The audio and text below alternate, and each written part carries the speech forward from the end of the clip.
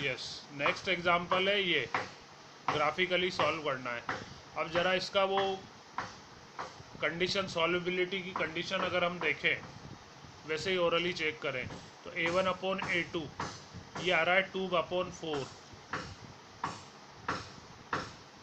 A1/A2 2/4 जो cancel होके 1/2 आ रहा है ना। B1/B2 3/6, ये भी 1/2, और C1/C2 ये भी -9 इधर आके और -18 इधर आके हो जाएंगे, ये माइनस के, तो -9/-18, तो ये भी 1/2 ही आ रहा है। तो ये तीनों इक्वल आ रहे हैं, A1/A2 B1/B2 C1/C2, because A1/A2 equal B1/B2 equal C1/C2, जिससे क्या मालूम चल रहा है कि ये दोनों लाइन है ये कोइंसाइड आएंगी, है ना, इनके इन्फिनिट सॉल्यूशन है ना। सो लाइन्स विल कोइंसाइड,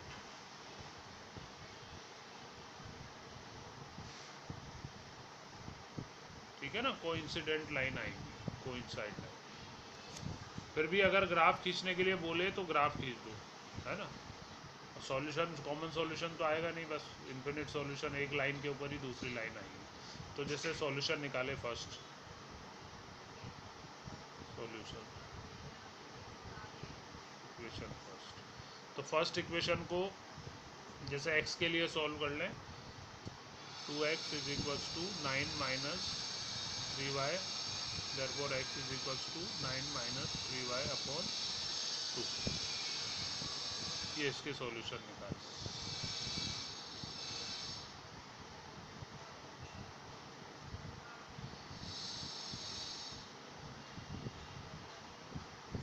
जैसे x is equals to y is equals to 0 put करें तो x इज इक्वल्स टू बचेगा 9/2, 9/2 यानी 4.5।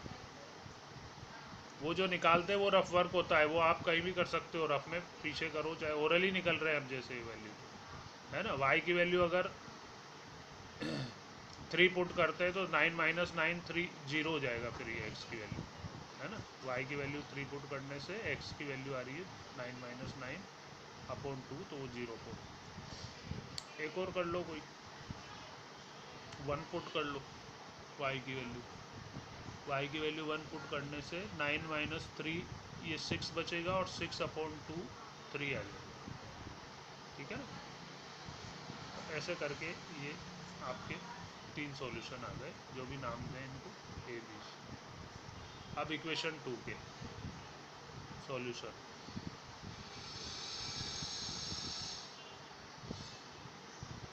तो सेकंड इक्वेशन ये थी अपनी 4x + 6y = 18। x के लिए इसको भी सॉल्व कर लें, है ना। 4x = 18 minus 6y, therefore x is equals to 18 minus 6y upon 4, ठीक है। अब इसके सॉल्यूशन,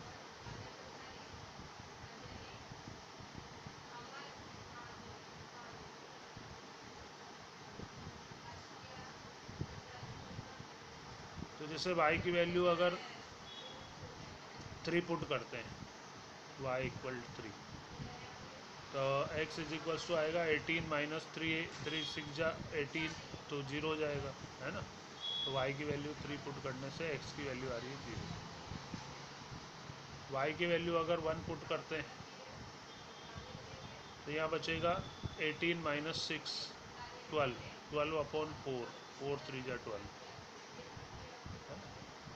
एक और वैल्यू पुट कर लो, 0 पुट कर लो, y की वैल्यू 0 पुट करोगे तो 18/4, 4 4 जा 16, और 4 5 जा 20, ये इसके 3 पॉइंट आ गए। और ये वही पॉइंट आ रहे हैं, ये A था, इसमें भी है, ये B है, इसमें भी है, और ये C है, ये इसमें भी है ना। तो ये जब पॉइंट ही सेम आ रहे हैं तो लाइन भी आएगी सही, एक के ऊपर एक लाइन आ जाएगी, है ना।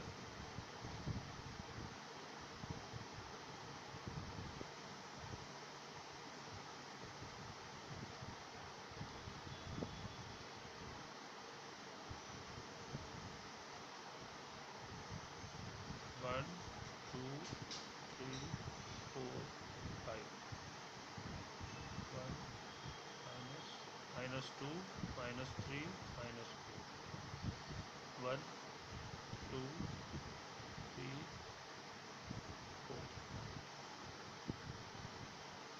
-1 2 3 4। अब पॉइंट प्लॉट कर लेते हैं, है ना। 4.50 x 4.5 y 0, ये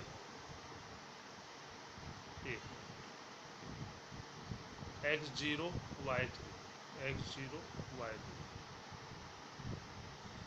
ये भी, और c 3 1 x 3 y 1,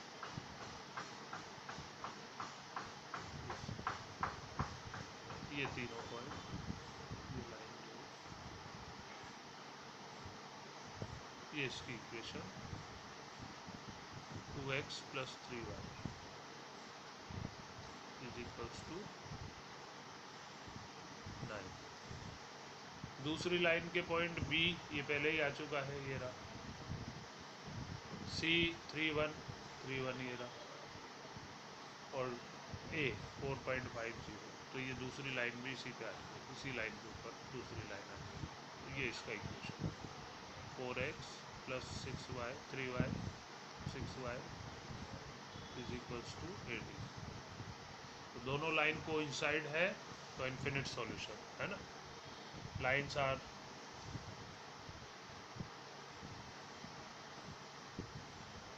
कोइंसाइड,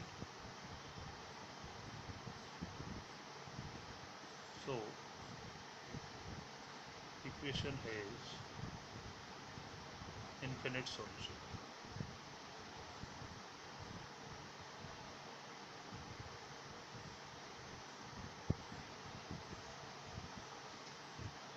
ठीक है।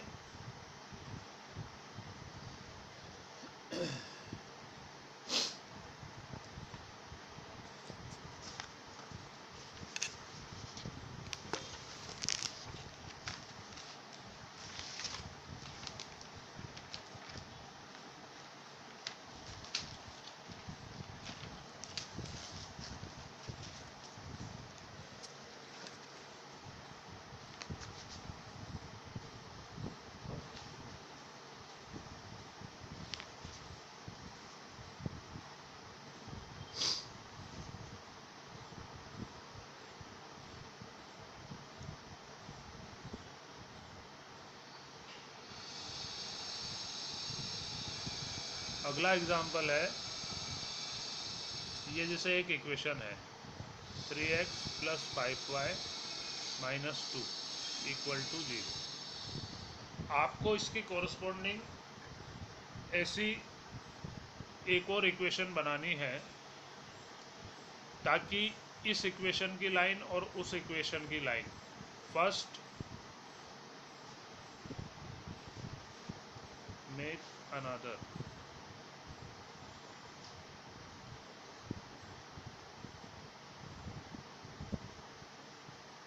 equation so that both line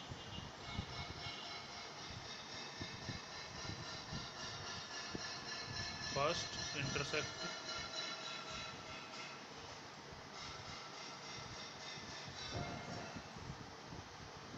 second parallel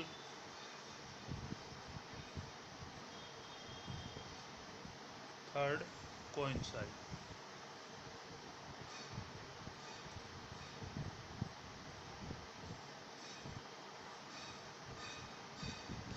incident हो, है ना। तो भाई फर्स्ट पार्ट, इस इक्वेशन की ऐसी एक दूसरी इक्वेशन तैयार करनी है कि इन दोनों की लाइन आपस में इंटरसेक्ट कर रही हो, यानी यूनिक सॉल्यूशन हो। तो यूनिक सॉल्यूशन की कंडीशन थी A1/A2 नॉट इक्वल B1/B2। तो कोई सी भी एक इक्वेशन आप ऐसी लिख दो, क्योंकि इसका आंसर फिक्स नहीं है कि A1/A2 और B1/B2 का रेशो इक्वल नहीं आ रहा हो। है ना। जैसे 2x plus 3y minus 8 is equals to 0। अब क्योंकि a1/a2 हियर a1/a2 कितना आ रहा है 3/2 और b1/b2 5/3, तो ये दोनों इक्वल अनइक्वल हैं। a1/a2 not equal b1/b2, so lines intersect.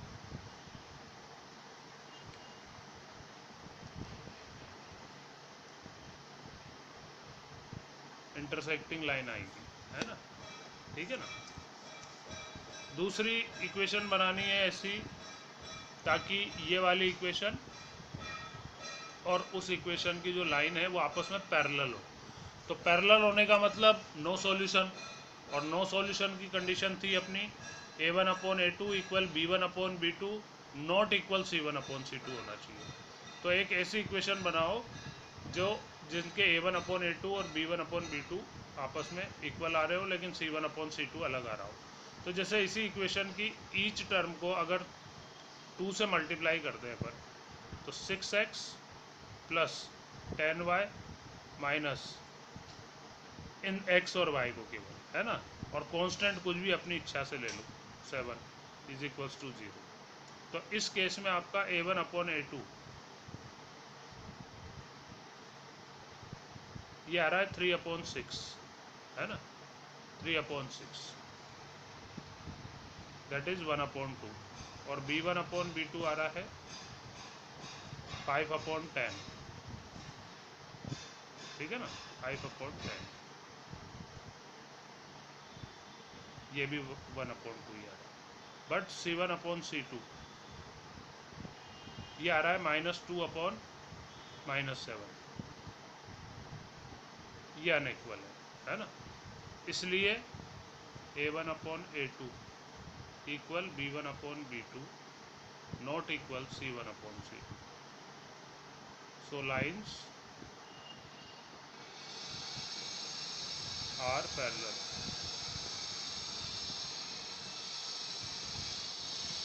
ठीक है ना। अब थर्ड और लास्ट, दोनों लाइन कोइंसाइड होनी चाहिए। कोइंसाइड में तो फिर तीनों का रेशो इक्वल आना चाहिए। तो तीनों का रेशो इक्वल आए तो पूरी इक्वेशन को ही जैसे आप किसी नंबर से मल्टीप्लाई कर दो, जैसे 4 से मल्टीप्लाई कर दो, 4 3 जा 12, 4 5 जा 20, 4 2 जा 8 इक्वल टू 0। अब इनके लिए वो चेक करो कंडीशन, a1/a2 3/12 तो कैंसिल होके 1/4, b1/b2 5/20, 5 1 जा 5, 5 4 जा, ये भी 1/4, और c1/c2 -2/-8 ये भी 1/4। ये जो तीनों इक्वल आ रहे हैं इसका मतलब ये दोनों लाइन कोइंसाइड हो जाएगी, है ना। Therefore a1/a2 equal b1/b2 equal c1/c2, so lines are coincident.